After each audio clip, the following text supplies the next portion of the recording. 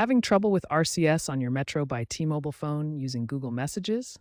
RCS enhances SMS with features like read receipts and better media sharing, but Metro users often face activation issues. Here's how to fix it. First, ensure you're on a $40 or higher Metro plan, as these plans include RCS support.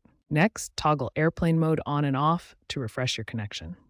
Clear the Google Messages app cache to remove any corrupted data. If needed, reset your phone's network settings to fix APN or SIM issues. Finally, use the in-app troubleshooter in the updated T-Mobile app to diagnose SIM card registration or APN mismatches. To optimize RCS settings, start with device compatibility.